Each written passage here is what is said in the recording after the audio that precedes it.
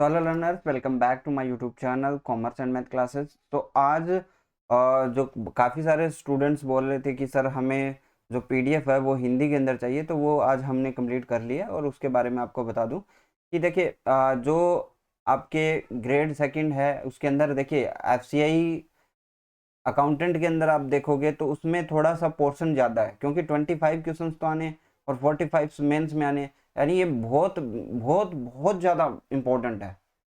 ठीक है, ये सबसे ज़्यादा इम्पोर्टेंट पार्ट है। और जो असिस्टेंट ग्रेड के अंदर और किसी पोस्ट पे कर रहा है तो उसमें कभी कभी एक पेपर है, उनके लिए 25 ही मार्क्स आते हैं। लेकिन एक चीज़ मैं आप लोगों को बता दूं कि आपको कंप्लीट एनसीईआरटी नोट्स तो मिलेंगे ही हिंदी के अंदर, एंड उसके साथ जो है 10,000 प्लस वन लाइनर क्वेश्चन से आपको देखिए प्रीलिम्स और मेंस दोनों की तैयारी करनी है, तो आपको जीके अच्छे से पढ़ना पड़ेगा।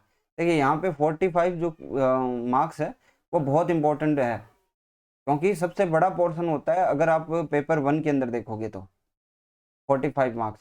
ठीक है, इसके अंदर हिस्ट्री है, ज्योग्राफी है, इकोनॉमिक्स है, साइंस है। सबसे इम्पोर्टेंट जो आपको ध्यान देना है वो एक तो साइंस पे देना है और एक आपको देना है हिस्ट्री के अंदर। देखिए ये इम्पोर्टेंट पार्ट है इन दोनों का। और आप कोई भी एग्ज़ाम उठा के देख लीजिए, अगर एनसीईआरटी आप देखोगे तो जैसे ग्रुप डी का एग्ज़ाम हुआ, ग्रुप डी के एग्ज़ाम के अंदर साइंस के सारे क्वेश्चन एनसीईआरटी से आए। तो एनसीईआरटी मोस्ट इंपॉर्टेंट है, और यही हमारे एफसीआई अकाउंटेंट के जो एग्जाम है उसमें बोला गया है कि आपको जो प्रीलिम्स है उसमें 6 से 8 तक, और जो मेंस है उसके अंदर जो है 6 से 10 तक के आपके क्वेश्चन पूछे जा सकते हैं। ठीक है, 8th क्लास तक, और मेंस में 10th क्लास तक। लेकिन आपको कंप्लीट पढ़ के जाना है 6 से 10 तक। अभी आपके पास देखिए हाफ तो आपके पास अक्टूबर है, नवंबर कंप्लीट है, एंड दिसंबर कंप्लीट है। अब इसके अंदर आपको क्या करना है, ये सारे नोट्स आपको रिवाइज करने हैं। एटलीस्ट आप 2 से 3 बार रिवाइज कीजिए इसको, और एमसीक्यूज को सिर्फ एक बार रीड करना है। रीड करने का मतलब क्या है कि बस आपको पढ़ लेना है। ये सारे क्वेश्चंस अगर एक बार भी पढ़ लोगे आप लोग तो वहां पे ऑप्शन से आपको टिक मार्क हो जाएगा। ठीक है, दूसरी चीज, अगर आप जैसे भी नीचे डिस्क्रिप्शन में लिंक दी हुई है, वहां से जाकर आप जैसे ही डाउनलोड करोगे तो आपको ऐसी एक फाइल मिलेगी, NCERT notes in Hindi class 6 to 10 according to FCI. ठीक है, तो यहाँ पे देखिए हिस्ट्री नोट्स दे रखा है, यहाँ पे आप क्लिक करोगे तो पूरी फाइल खुल जाएगी क्लास 6 से 10 तक, है ना। ये कंप्लीट आपको करना है। ज्योग्राफी की मिल जाएगी, इकोनॉमिक्स की मिल जाएगी, साइंस की मिल जाएगी। ये चारों मिलने के बाद आपको एक लिंक और दी हुई है यहाँ पे। देखिए साइंस नोट्स तो आ गया, 10,000 वन लाइनर क्वेश्चन, ये आपको कंप्लीट जरूर करके जाना है। एक बार रीड आउट कर लोगे तो भी काफ़ी है, और अगर आपके पास टाइम मिले तो 2 बार भी कर सकते हो, क्योंकि अभी जो है इसके ऊपर इम्पोर्टेंट है।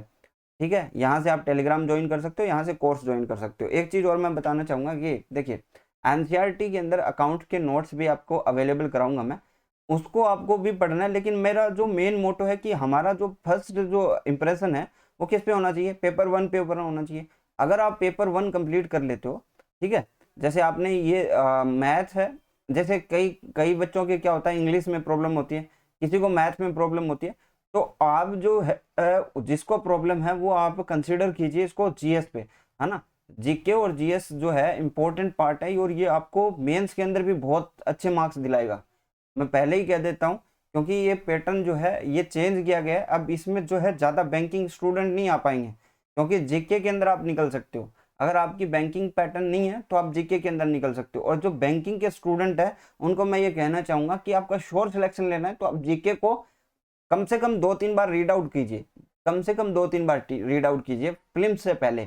फिर मेंस के बाद है आपको 2-3 बार और मौका मिल जाएगा, और साथ में सिर्फ आपको क्या पढ़ना है, साथ में सिर्फ आपको अकाउंट पढ़नी है। फिर जीके और अकाउंट दो ही चीज आपको मिलाकर जो है अच्छे खासे मार्क्स लाएगी, क्योंकि अगर मैथ आपको प्रीलिम्स में पढ़ी है तो मेंस के अंदर सेम आएगी 25 नंबर की, रीजनिंग भी सेम आएगी। लेकिन दूसरी चीज ये होती है कि इनमें क्या होगी, टाइम लिमिट होती है कि आपको क्या मिलता है, टाइम कम मिलता है। लेकिन जीके जो होता है जैसे 45 है, 45 का टाइम मिलेगा आपको, 45 क्वेश्चन करने हैं, तो मेरे हिसाब से आप इसको जो अगर आपको आता है तो आप 15 से 20 मिनट के अंदर कर सकते हो, आराम से इजिली कर सकते हो। ठीक है, 20 मिनट मिलने वाली है इसमें। और अगर जीके की मैथ की बात करें तो मैथ के अंदर मान लीजिए कि आपको 15 मिनट मिलेगी प्रीलिम्स में, तो आप 15 के अंदर जो है 15 क्वेश्चन नॉर्मली बना सकते हैं। ज़्यादा करोगे 20 बना लोगे, 25 नहीं देख पाओगे, 25 नहीं देख पाओगे। 15 में 15 ये भी बनाओगे, 15 में 15 रीजनिंग भी बना लेते हो, और जीके से 15 क्वेश्चन उठा लेते हो, तो लगभग आपका जो काम है वो 45 का हो जाता है आराम से। और इंग्लिश में 15 में तो 20 क्वेश्चन भी कर लोगे, कोई दिक्कत नहीं है। 15 वहां पे भी बनाओगे तो 60 हो जाएगा, और आपकी जो कट ऑफ है वो कितनी जाएगी, 55 से 60 के बीच ही जाएगी। बस यही आपका अब की बार थोड़ी सी वैकेंसी ज़्यादा है तो आपको थोड़ा सा इसमें अच्छा देखने को मिलेगा, क्योंकि वैसे भी कॉमर्स का जो बैकग्राउंड है उसमें स्टूडेंट्स जो होता है उनका जो मेन फोकस होता है वो कॉमर्स को लेके होता है।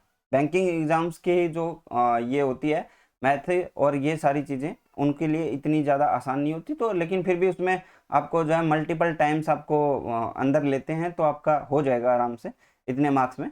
ठीक है, तो आप नीचे डिस्क्रिप्शन में लिंक दी है, वहाँ से आप जाके ये डाउनलोड कर सकते हो। सो आज के लिए बस इतना ही, थैंक यू।